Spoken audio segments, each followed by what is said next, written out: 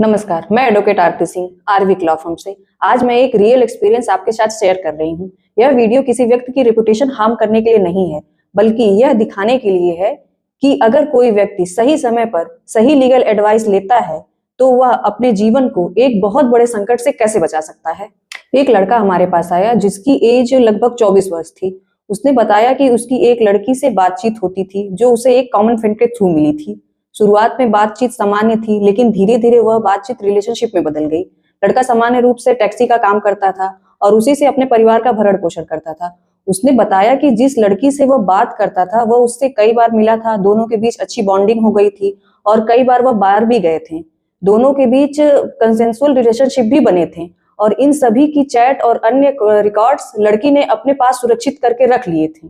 कुछ समय बाद लड़की ने उन्हीं रिकॉर्ड्स को दिखाकर लड़के को ब्लैकमेल करना शुरू कर दिया और उससे पैसों की डिमांड करने लगी।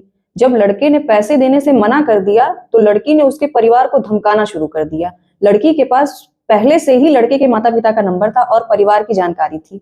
उसने धमकी दी कि अगर पैसे नहीं दिए गए तो वह लड़के के गांव जाकर हंगामा करेगी और पुलिस को बुलाकर पूरे परिवार के खिलाफ एफआईआर दर्ज करवा देगी, यह कहते हुए कि उसके पास लड़के के खिलाफ सबूत है।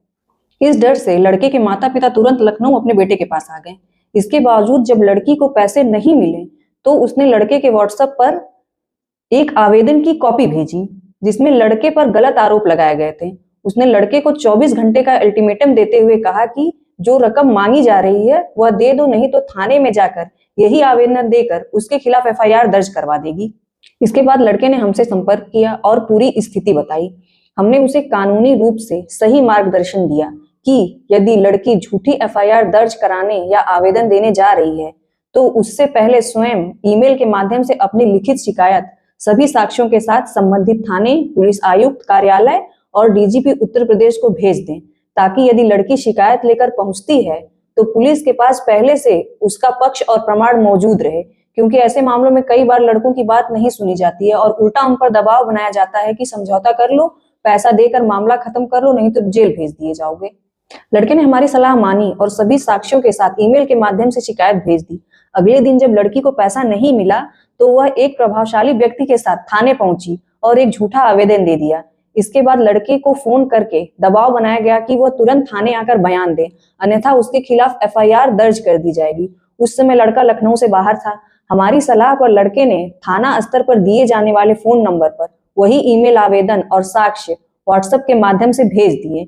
इसके बावजूद बिना साक्ष्यों का समुचित अवलोकन किए लड़के को 41A का नोटिस व्हाट्सएप पर भेज दिया गया और उस पर लगातार दबाव बनाया जाता रहा कि वह थाने आकर बयान दर्ज कराए। लगभग 2 दिन बाद लड़के द्वारा भेजी गई ईमेल शिकायत उच्च अधिकारियों द्वारा संज्ञान में ली गई और संबंधित थाने को फॉरवर्ड कर दी गई। जब यह निर्देश थाना स्तर पर पहुंचा तो पूरे मामले की गंभीरता से समीक्षा शुरू की गई। इसके बाद लड़के को कहा गया कि वह अपने सभी साक्ष्यों के साथ थाने आकर अपनी बात रखे। अगले दिन लड़का थाने पहुंचा और कॉल रिकॉर्डिंग, चैट और अन्य जरूरी साक्ष्यों के माध्यम से यह स्पष्ट किया कि उस पर लगाया गया पूरा आरोप झूठा है और उसे केवल पैसों के लिए ब्लैकमेल किया जा रहा है। इसके बाद पुलिस ने लड़की को फोन करके थाने बुलाया और उससे भी साक्ष्य प्रस्तुत करने के लिए कहा, लेकिन उस समय लड़की थाने नहीं आई और उसका फोन स्विच ऑफ आने लगा। हमारी ओर से दी गई सही कानूनी सलाह और समय पर उठाए गए वैध कदमों के कारण एक झूठी एफआईआर दर्ज नहीं हो सकी और हमारा क्लाइंट तथा उसका परिवार आज सम्मान पूर्वक अपना सामान्य जीवन व्यतीत कर रहा है। यदि किसी मामले में पुलिस आपकी बात नहीं सुनती है या शिकायत पर कोई कार्यवाही नहीं करती है तो आप माननीय उच्च न्यायालय में रिट याचिका के माध्यम से यह निर्देश ले सकते हैं कि पुलिस आपके द्वारा दिए गए साक्ष्यों के आधार पर निष्पक्ष कार्यवाही करे और यदि मामला प्रथम दृष्टया झूठा पाया जाए तो उसे प्रारंभिक स्तर पर ही समाप्त किया जाए।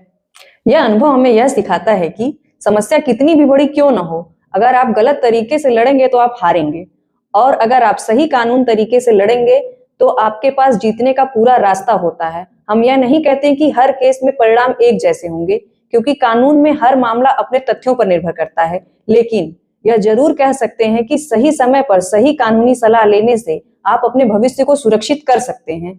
अगर कभी आपके सामने ऐसी स्थिति आती है कि कोई आपको झूठे केस की धमकी दे, कोई आपसे पैसों की मांग करे, कोई आपको मानसिक रूप से तोड़ने की कोशिश करे, तो चुप मत रहिए, खुद को दोषी मत मानिए, डर में कोई पैसा मत दीजिए। पहले अपने सबूत सुरक्षित कीजिए और किसी योग्य वकील से सलाह लीजिए। याद रखिए, कानून शक्ति का नहीं, सच्चाई का साथ देता है। और जब आप सही रास्ते पर होते हैं तो कानून आपकी ढाल बन जाता है। आर्विक लॉ फर्म में हमारा उद्देश्य यही रहा है कि हर व्यक्ति को सही कानूनी दिशा मिले, ताकि वह डर के बजाय कानून की ताकत के साथ खड़ा हो सके। इस वीडियो का उद्देश्य केवल यही है कि आप यह समझ सके कि सही जानकारी और सही सलाह से सबसे बड़ी मुसीबत से भी रास्ता निकल सकता है। धन्यवाद।